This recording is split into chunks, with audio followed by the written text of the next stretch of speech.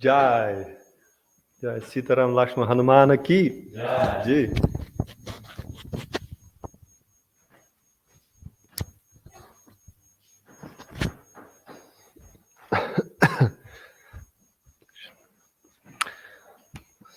So, reading from abridged version of Srila Prabhupada, Lilamrita.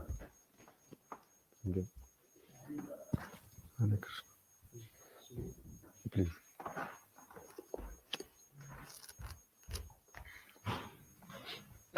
So this chapter is entitled Struggling Alone.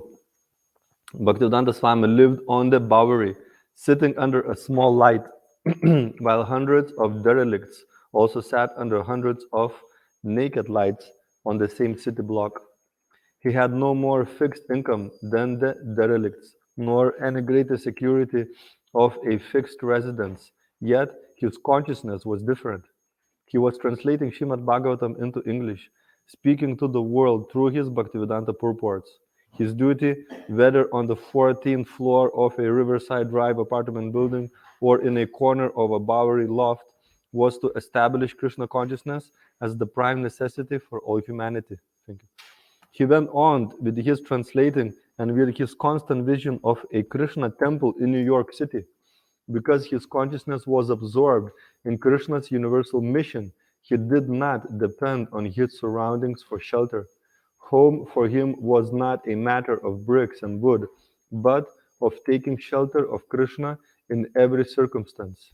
As Bhaktivedanta Swami had said to his friends uptown, everywhere is my home. Whereas without Krishna center, shelter, the whole world would be a desolate place. News of the Swami's move to the Bowery loft spread mostly by word of mouth at the Paradox restaurant, and people began to come by in the evening to chant with him. The musical kirtans were especially popular on the Bowery since the Swami's new congregation consisted mostly of local musicians and artists who responded more to the transcendental music than to the philosophy. Every morning he would hold class on Srimad Bhagavatam attended by David Allen, a boy named Robert Nelson, and one other boy, and occasionally he would teach cooking to whoever was interested. He was usually available for personal talks with any inquiring visitors or with his new roommate. His Divine Grace A.C. Bhaktivedanta Swami Prabhupada Ki Jai.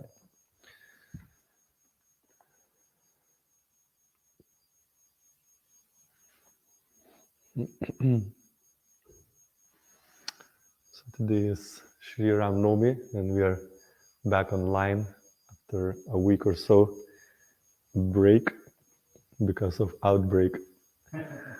But everybody had mild symptoms, so we are starting to come out one by one after self-isolation.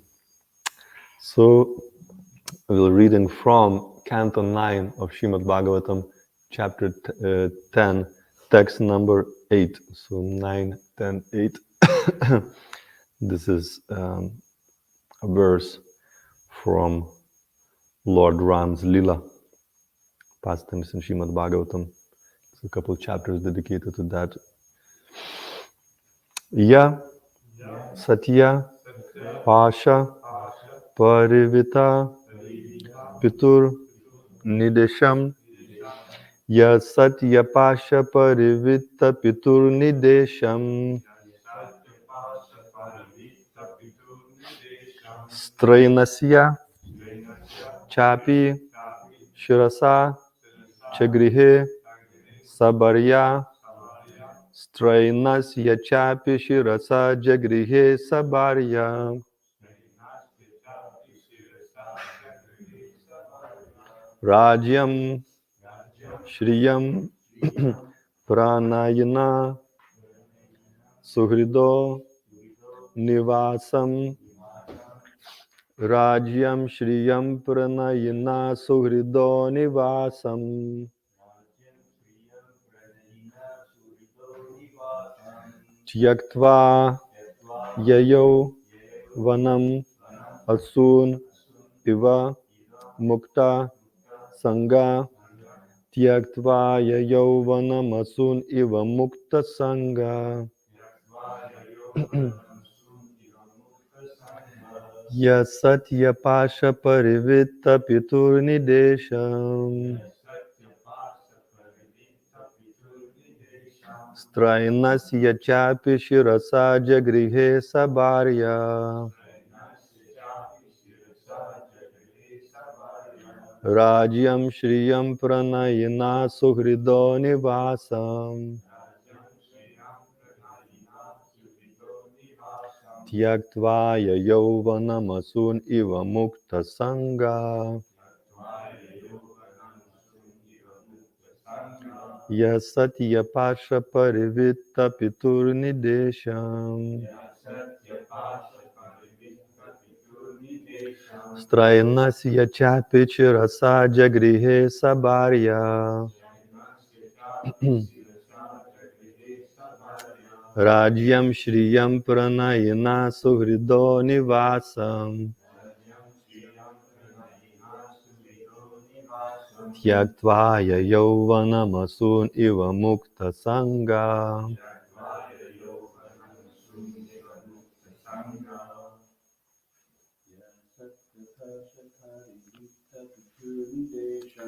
Yasatya Pasha Parivitta Piturnidesham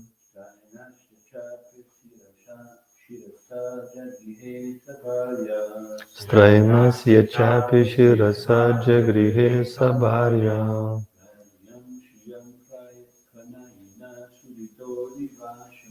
Rajyam Shriyam Pranayana Suhrido Nivasam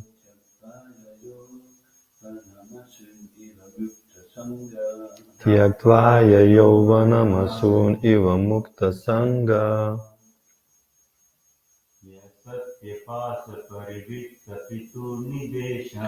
Yasatya Pasha Parivitta Piturnidesham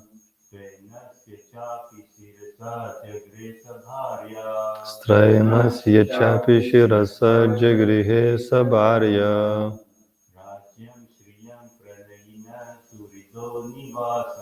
Rajyam Shriyam Pranayana Suhrido Nivasam Tyaktvaya Namasun Iva Mukta Sangha Vaishnavis.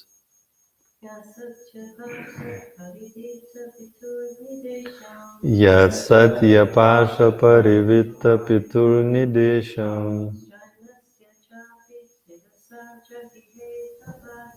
Strainasya Chapi Shirasa Jagrihe Sabharya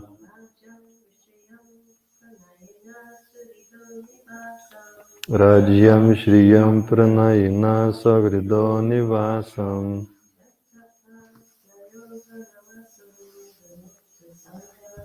Yaktvaya Yauvanamasun Iva Mukta Sangha. Ya Lord Ramachandra who? Satya Pasha Parivita Pitu, of his father who was bound by the promise to his wife. Nidesham, the order. Strainasya, of the father who was very much attached to his wife. Cha, also. Api, indeed. Shirasa, on his head. Jagrihe, accepted. Sabharya, with his wife. Rajyam, the kingdom. Shriyam, opulence. Pranayana, relatives. Suhrida, friends. Nivasam, residence. Tyaktva, giving up. Yayo, went. Vanam, to the forest. Asun, life. Iva, like. Mukta Sangha, a liberated soul. Translation approved by His Divine Grace A.C. Bhaktivedanta Swami Prabhupada Ki Jai. Carrying out the order of his father, who was bound by a promise to his wife, Lord Ramachandra left behind his kingdom, opulence, friends, well-wishers, residents, and everything else, just as a liberated soul gives up his life, and went to the forest with Sita. Purport.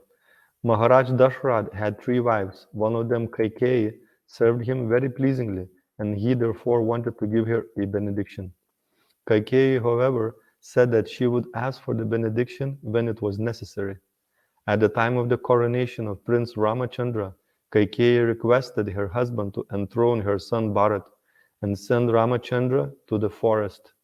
Maharaj Dashrath, being bound by his promise, ordered Ramachandra to go to the forest according to the dictation of his beloved.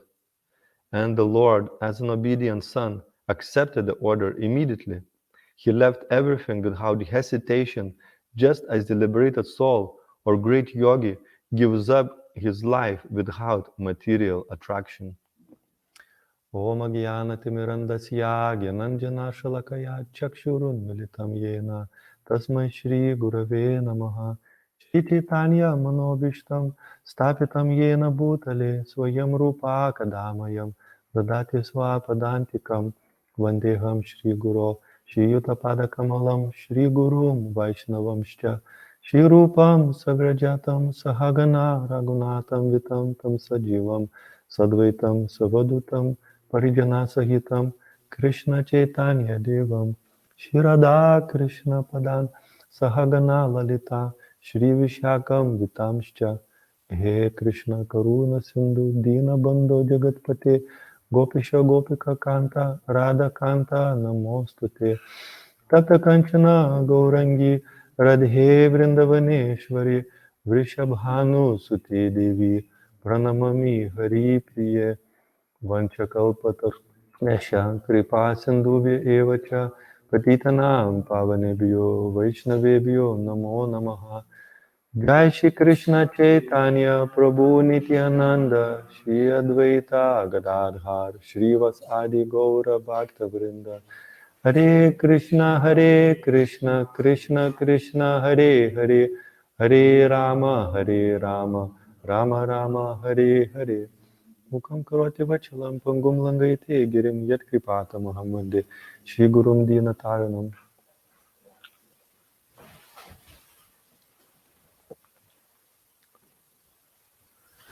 Carrying out the order of his father, who was bound by a promise to his wife, Lord Ramachandra left behind his kingdom, opulence, friends, well-wishers, residents, and everything else, just as a liberated soul gives up his life and went to the forest with Sita.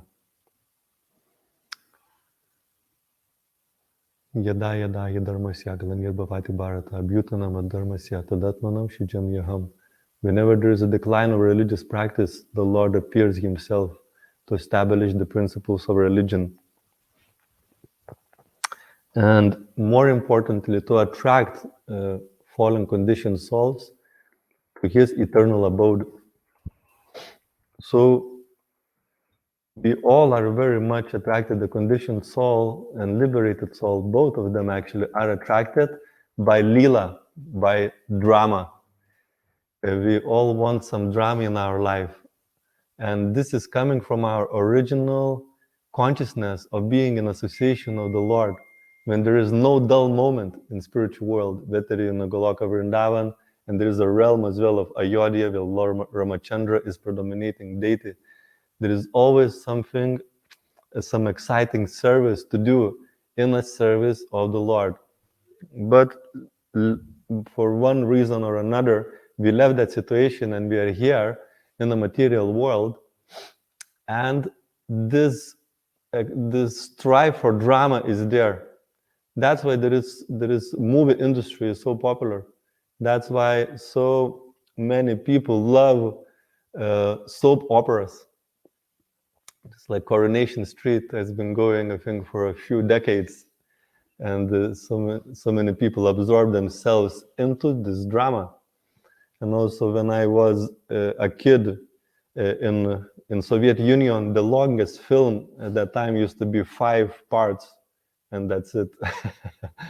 But when Lithuania became independent, then they imported those many serious kind of dramatic films. One of them was Brazilian film about slave called Isaura, and that was with my mother. I used to watch when I was 10 years old. And so many people just like to absorb themselves into drama, because often this material life is very boring actually. Very rarely it's properly dramatic. Most of life is quite very ordinary and simple, and there's not so much going on unless you kind of watch football or something or get drunk on the weekend. So it's very boring and dull, and therefore people like to watch something exciting. Going to the film, going to the movies, going to the football, watching some soap opera, which is like a never ending. And that's what it's called, soap, because what you do with the soap during pandemic, we learned very much, you put the water and you soap it for a long time. You're supposed to do like a 20 seconds to make sure that your hands are truly clean. And you just produce a lot of soap. So soap opera means there is like you just kind of creating this drama. There is lots of bubbles that are floating around to create some excitement. This relationship broken with that one, this person run away with that person, this thing happened, and this dilemma and this affair, etc. And that kind of absorbs the mind of conditioned soul to give some excitement. But people are never satisfied with this kind of drama, no matter how many films you watch, no matter if you have access to the Netflix or whatever, you watched hundreds of movies, your desire is not satisfied. Your dryness in life remains.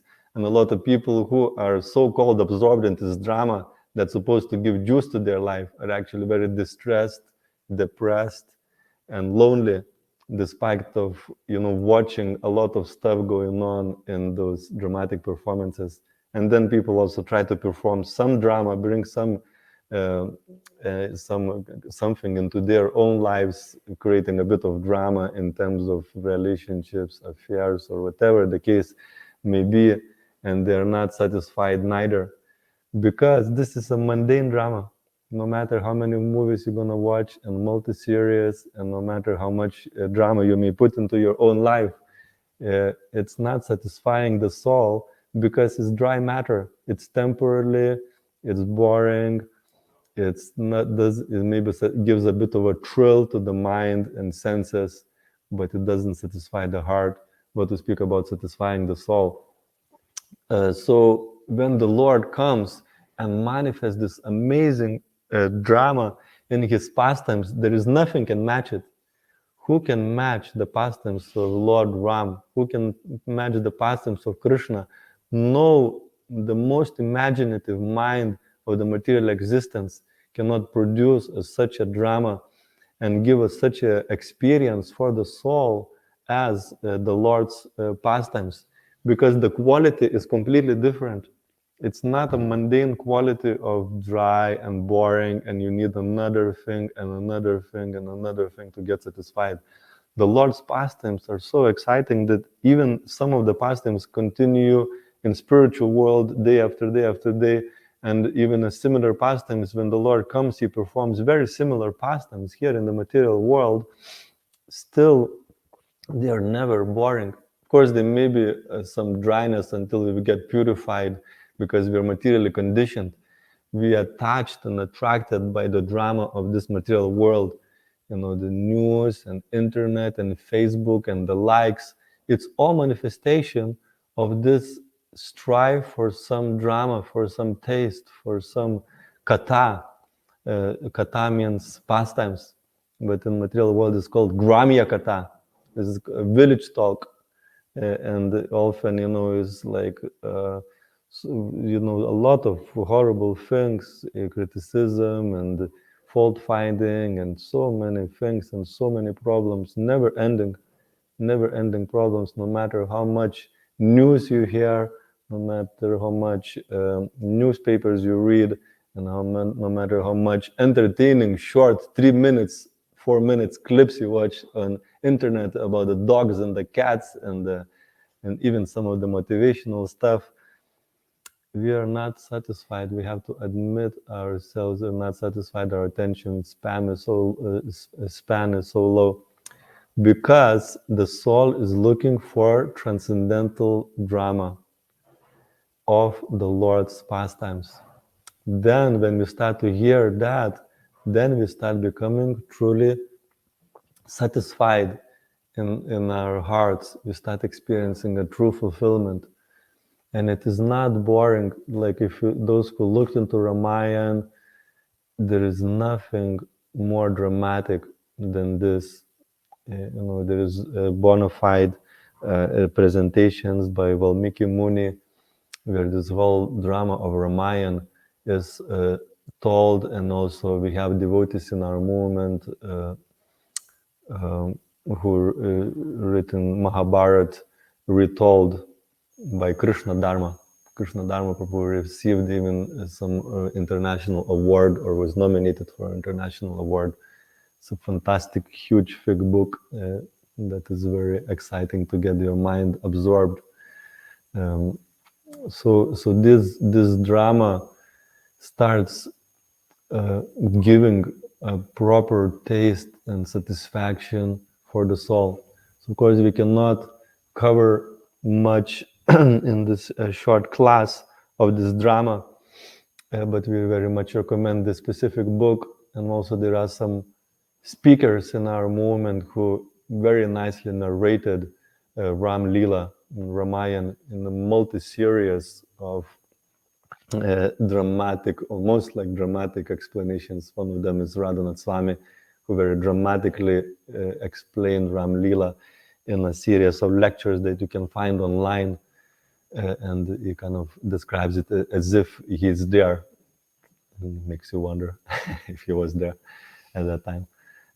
So that you can find this drama and very much encourage devotees to absorb themselves in those pastimes. But what I would like to touch is just a few lessons from those dramatic narrations of Lord Ram, because a part of establishing the principles of religion, also Lord Ram had set a wonderful example how a perfected human being should act. Many things that he performed is illustrating and teaching us very important and powerful lessons that we can not just can, but we must apply in our life in order to achieve perfection of Krishna consciousness. So one of them, one of the very powerful lessons is the power of association. As we read in this verse, Lord Rama was banished by something that was arranged by one of the wives of Dasarat, his father. It was Kaikeyi. And Kaikeyi actually loved Ram very much. But by bad association of Manthara, Manthara was kind of assistant of Kaikeyi, and she was very much enjoying that position of being assistant. She was very much after like wealth and position and fame, and she had that kind of experience. So she thought that when Ram will get coronated, because the time was approaching to coronate Lord Ram and Sita as king and queen, she thought that she will be just like go complete on the background. Ram will become the king. She was an envious person, and she thought that because Bharat is gonna be just like a secondary person who was a brother of Ram, she will lose her prestige and position and security, and therefore she very expertly polluted the mind of Kaikeyi, saying that when Lord Ram become a king, you will banish Bharat and you will become insignificant and go in background. And also Kaikeyi was a favorite wife of Dasarat, and that's another thing that allowed Manthara to kind of bask in that fame. Because she was favorite wife, Manthara was getting various types of benefits in terms of prestige and power and etc. So she didn't want to lose it. So she convinced Kaikeyi that she need to use some benediction that her husband gave her at one point to ask Dasara to banish Lord Ram and establish Bharat as a king. So this shows that even a very sincere, nice person as Kaikeyi was, she kind of was, in one sense, innocent to some extent. But by that bad association, she became polluted in consciousness and envious of Lord Ram. So we need to very be careful about our association that we keep. Association is infectious, is like a virus. It plants various types of seeds and mentalities in our consciousness. And if you're not careful with materialistic and mundane association, that association can extinguish or reduce the fire of our Krishna consciousness. because there's so many people are here in this material world, majority because of their envy to the Supreme Lord, and that manifests in atheism and too much attachment to material gratification, material goals, and etc.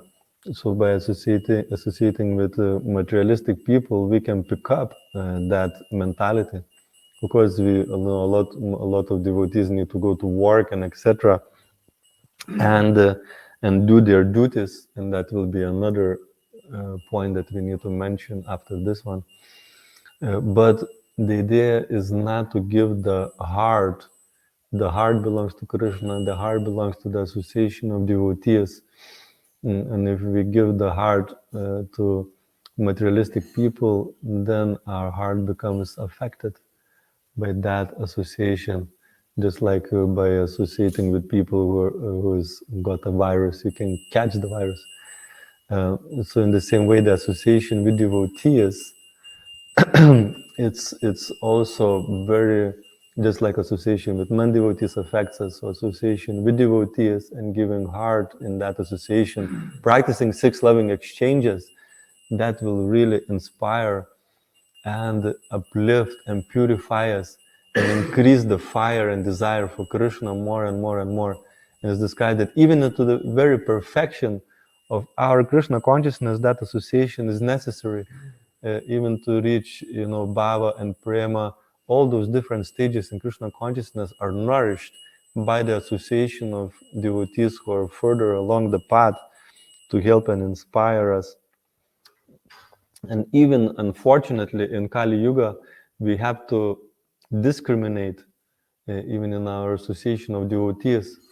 If we have people who are very critical, fault-finding, etc., and not focused on the solutions, but more focused on the, over-focused on the problems, and this is wrong and that is wrong and etc. And that way, putting things down to bring themselves up, that is not a desirable association, especially if you're a young devotee, then we are not so strong.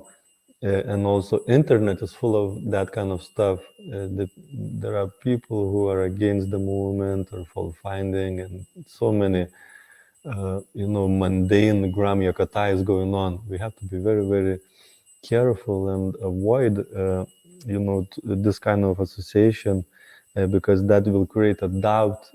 To build a faith, it takes a long time. The faith is like a tree, it grows very slowly, but to cut down the tree, it's so easy by hearing various fault finding and various gramya katha, village talk, criticism, etc. There are proper channels to be able to address. And sometimes if you see the problem yourself, maybe Krishna is allowing you to see it so you can help somehow, another humbly try to fix it. But if you try to just fault find and bring things down, you will be disempowered to fix it. In fact, you will make it worse. It can, therefore, we have to do things and fix things in the right way through the proper channels. Approach a senior devotee if you see a problem. So that's about association. And another important thing, and as we read in this verse, how Lord Ram, when he was asked by his father to go into exile for 14 years, he very humbly accepted. He took it as his duty, as his dharma to do it, although you could have not done it. And later on, his brother Bharat came, and even KK herself, she changed her mind and was begging him to come back. But he went to do his duty. He also had a duty to get rid the world of this demon Ravana, to establish the principle of religion, and also perform these beautiful pastimes in the forest that he did, meeting the monkeys and going there with Sita and Lakshman. Very beautiful Dandakaranya forest, very beautiful pastimes that the Lord has performed there. but he went and executed his duty. And it is so important as well for us to align ourselves with the authority and perform our duties in Krishna consciousness very, very nicely. And we've been giving this very, very powerful, important duty of spreading Krishna consciousness in every town and village. And specifically here, we've been giving this land of Prabhu, Datta, Desh. This is the land given by the Lord. Prabhu means Lord, Datta means gift or given, and Desh and the land. So this is God-given land for us to share Krishna consciousness. I was listening to this amazing lecture yesterday by Vaisheshika Prabhu, and he was making this point. You went to the port where Prabhupada boarded Jaladuta, I believe it was that, yeah, that was in Calcutta, to cross Atlantic Ocean. And at that time, if you put ourselves into that situation, Prabhupada had 40 rupees in his pocket, and he had a 200 sets of Srimad Bhagavatam, had the absolute faith in the holy name, he had the Bhagavatam, but there was nothing else. And the mission, of course, had been given to spread Krishna consciousness in English-speaking countries, but it was like a stepping into unknown, stepping out of comfort zone of, in Vrindavan, he was experiencing Krishna. He was living next to Rupa Goswami Samadhi. Rupa Goswami himself appeared to him. He was experiencing Krishna, living there in Vrindavan, in Krishna's birthplace. But he received this order and a mission to go out and share Krishna consciousness. So he went completely out of comfort zone in order to do that. So Vaisheshika Prabhu was saying, can you catch your Jaladuta? It's like a stepping out of your comfort zone and stepping on the Jaladuta to stepping on this ship of the mission of sharing Krishna consciousness, taking almost like a risk. And he was saying that on one hand, it is like a taking risk and taking a step in the unknown, but on the other hand, because it is the mission of Lord Chaitanya, because it is the desire of the Lord, because it is the desire of great devotees, Guru Parampara and Srila Prabhupada, he says that you can assume that it will be done. Whichever step you are making, this we have a bhakti steps, to progress in our Krishna consciousness. We also make steps to share Krishna consciousness. It's described that the community is like an organism, as Vaisheshika Prabhu was saying. And for organism, what it needs to do is inhales and exhales in order to function properly. We almost like unconsciously inhale and exhale. So inhalation is like our sadhana, our hearing and chanting, our association, understanding of our mission. And exhalation, when we share Krishna consciousness, we step out of comfort zone, out of various conceptions and misconceptions and limitations we may have in our heads of what could be done and what cannot be done. Often we have a list of reasons why it cannot be done. We have this 108 reasons it cannot be done because of this and this and this and this and this and this and this and this. But no, Vaisheshika Prabhu says, assume that it can be done. Why? Because it is the Lord's desire. Because it is desire of Srila Prabhupada. We can very confidently assume that if we step out of comfort zone to share Krishna consciousness and to get on the Jaladuta, we need to find out what is our Jaladuta. You can ask Prabhupada Prana Prabhu if you don't know what is your Jaladuta. He will tell you, make the step, board on the Jaladuta out of your comfort zone and, do what is necessary in this mission to share Krishna consciousness. You may not need to cross Atlantic Ocean, but you may board an electric bicycle to come for Mangalarti, for example. I saw there is electric bicycles appearing in Las Mahego. So maybe that step that you need to board, maybe you can call your electric bicycle a Jaladuta, and come for Mangal Arati. Or, you can go distribute Prabhupada's books, or, whichever way you'll be sharing the Krishna consciousness. So you're not asking you to make these massive sacrifices, Prabhupada, to cross Atlantic Ocean into unknown land. We're not asking you to go to, China or Russia or to Antarctic. What is that? Antarctica. You can, with Antarctic. There's a plenty service to do here in Scotland to make that step out. We have 7 purposes of ISKCON. We have books to distribute. Prabhupada wanted it, every person to have a books. What if we can make a mission? Let's everybody in Scotland have a book. Or, Prabhupada said, every town and village, and Lord Chaitanya said this holy name should be chanted. And that's another Jaladuta. It said we want self-sufficient communities. That's another Jaladuta. We want a natural way of life. That's a Jaladuta. We want to bring the society members together. We want to build the places of pilgrimage for Krishna. We want to establish, check the imbalance of the values in life, in the society, and also in our own society, because we bring various conceptions, misconceptions from out of the outside world into the society as well, and we can also check the balance of imbalance of values in life.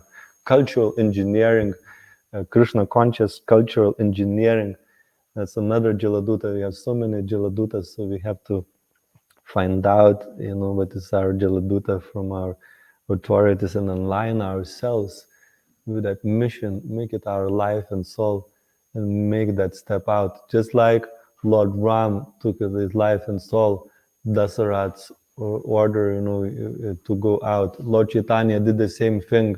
He left, his home and family and beautiful wife to share and spread this Krishna consciousness. Srila Prabhupada left the comfort. I mean, it wasn't so comfortable in Vrindavan, of course. He lived a very simple way of life. But for a pure devotee, Vrindavan, it's like, to be in a Vrindavan is like unbelievable comfort zone. You feel totally at home. Krishna is on every corner. You're experiencing Krishna on every corner. So it is almost like a comfort zone to be in Vrindavan in one sense. But he stepped out of comfort zone, and sannyasi is not even supposed to cross Atlantic Ocean according to some teachings. But of course, the mission of spiritual master and the Lord is superior to certain rules and regulations that sannyasis are bound to. So he did cross Atlantic Ocean, and he traveled the world 14 times to execute this mission. But first it was Jaladuta, stepping into unknown, taking a risk, stepping out of comfort zone. So that's a very, very powerful, important lesson for us to catch our Jaladuta. And there's, of course, so many other points, but one more point to mention, that when Lord Ram went into the forest, then Bharat accepted with great reluctance that position of being a king, but actually didn't consider himself a king. He actually put the shoes of Lord Ram on the throne, and he was worshipping them. So he was giving this position, but he was doing it on behalf of the Lord. He wasn't taking any credit, and he was doing a fantastic job as a king. And he wasn't taking any credit. He was giving all the credit to Lord Ram, and he was reluctant and unwilling actually to rule. But he did it because that was a service that was asked from him. So therefore, it's very important, for us as well, as we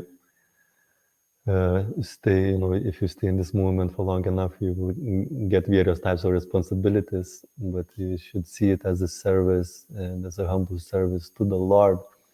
We should not take, various facilities may come, we should not become attached to them, and various positions may come, we should not become attached to them, we should be attached to service. And when Lord Ram came back, immediately Bharat was happy to give the throne to him and carry on as a servant of Lord Ram.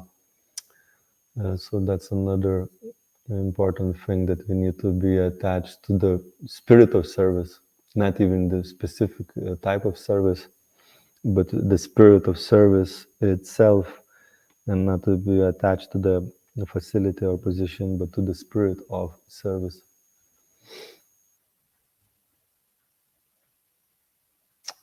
Another interesting thing that Lord Ram exemplified is actually he went out as a king incognito. Incognito means kind of dressed up as somebody else, people don't recognize him. And he was listening what the citizens are speaking about him. So he was very keen to find some feedback so he can improve his service. So we also should be keen like that as well. Of course, you don't have to go incognito and quietly listen what other people are speaking about us. But we can take initiative and ask him, Prabhu, how I can improve my service, how I can do better in service, because sometimes it's difficult to see ourselves because we are in a certain kind of mode and certain consciousness and etc. So you can be proactive and ask a trusted person, Prabhu, how can I improve my service? Please give me some direction, some guidance, some instruction. And Lord Ram did that. Often we don't want to hear a feedback because maybe it will damage our self-esteem or something like that. But we need to be looking how we can make is always better service ABS, and therefore we can receive some guidance, some instruction, some feedback how we can do better in our devotion service. As Lord Ram being the Supreme Personality of Godhead, there is no better kind of leader than him. It was such an amazing management. It's called Rama Rajya. That people would not even experience any sickness, or people, if they didn't want to, they didn't even die, is described. It was such a fantastic kind of leadership and management, but even in that position, even out to see, what other people are speaking to improve his service, it wasn't basking in his laurels, on his laurels. So are there any questions or comments on these points?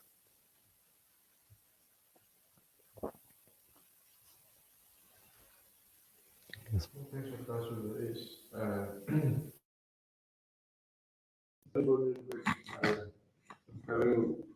We chant the name of Lord Rama. You translated as the ocean of bliss. Now, how does in my head this isn't quite. I don't know the pastimes of Lord Ramachandra really well, but he seems more like honourable and dignified and like moral and exemplifying these qualities rather than. I don't know. There's an aspect of him which is the ocean of bliss. Speaking about bliss, everything in relationship with the Lord is bliss.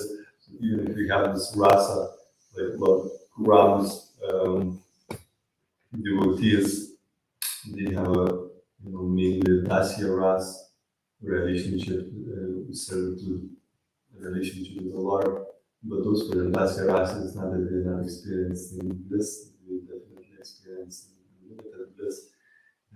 Serving Lord Ram during these times, with qualities, names, and etc. It's full of transcendental bliss. It's just that bliss is kind of manifests in a different ways, a different rasa. And but in Maha Mantra, of course, when we chant Rama, and actually some devotees they chant Ram and in the Maha Mantra, but it's actually Rama. Because we are devotees of Krishna, and of course, unless we are somebody like Murari Gupta, which is quite rare, generally our aspiration of devotees and what Lord Chaitanya came to give us is a service to Krishna. So therefore, in Maha Mantra, we are not taking Rama as Lord Ramachandra, but we take Rama as Ramete Krishna. It's a Krishna as a reservoir of pleasure, and not a Lord Ram. Although, on a day like today, on appearance of Lord Ram, when we're chanting Hare Krishna, we can be thinking about Lord Ram. And interestingly enough, Lord Ram did give a Krishna Bhakti. There was a sages who were very attracted to Lord Ram. And Lord Ram blessed them to take birth in Vrindavan to become gopis, basically in Krishna Lila. So Lord Ram can bless us as well with Krishna Bhakti. So today is a good day to pray for that pure devotion, so that our next birth would be in a place where generally happens, and that we take birth before we go back to Goloka Vrindavan. Our next birth, if we are most fortunate, would be in a place where Krishna is performing his pastimes, because he comes again and again and again. So generally, if we achieve perfection, we go to that place, and in association of bridge passes, we perfect our devotional service to achieve prema, and that the prema then takes us back to Goloka Vrindavan in the spiritual world. So yes, it is Rama is a reservoir of pleasure, and Lord Ram is a reservoir of pleasure as well. But our aspiration is ultimate aspiration, of course, is Goloka Vrindavan, with some rare exceptions. That devotees may be attracted to some other avatar of the Lord. And generally, Lord Chaitanya, gave us this aspiration of Goloka Vrindavan as the ultimate goal. Okay, I'll stop here. Srila Prabhupada ki jai, Grantaraj Srimad Bhagavatam ki jai, Sitaram Lakshman Hanuman ki jai. What time is the program? So there's a program at 5 o'clock online. Still a very small group of devotees are around. There's still a number of devotees self-isolating. So we just have this small gathering that we'll put online from 5 till 7 on our Karuna Bhavan Facebook page and YouTube channel. Hare Krishna. See you there. Hari Bol. Gaura Bhakta Vrinda ki jai.